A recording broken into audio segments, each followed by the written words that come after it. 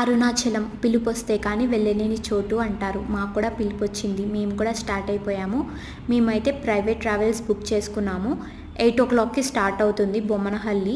And last stop వచ్చేసి రమణ ఆశ్రమం. And మా ఫ్రెండ్ అయితే నా కోసం చాయ్ పట్టుకొచ్చింది. అలా చాయ్ తాగుతూ కొద్దిసేపటికి మాకు ఇక్కడ బ్రేక్ కూడా ఉంటుందన్నమాట. ఒక 20 మినిట్స్ అలా. వాళ్ళ హాస్టల్ నుంచే పూరి అండ్ చనా కర్రీ పట్టుకొస్తే అక్కడే కూర్చొని తినేసాము అనమాట. ఇంకా చెన్నైకి అయితే రీచ్ అయిపోయాము.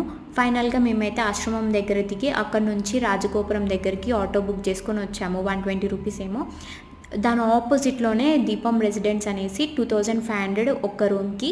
ఒక రూమ్లో 5 మెంబర్స్ ఉండొచ్చు అనమాట. అండ్ పక్కనే దగ్గరలో ఆంధ్ర మెస్ ఉంటే అక్కడికైతే వెళ్ళిపోయాము. ప్లేట్కి 100 రూపీస్ అనమాట. Unlimited food. ఇక రూమ్కి అయితే వచ్చేసాము. రూమ్ అయితే చాలా నీట్గా ఉంది.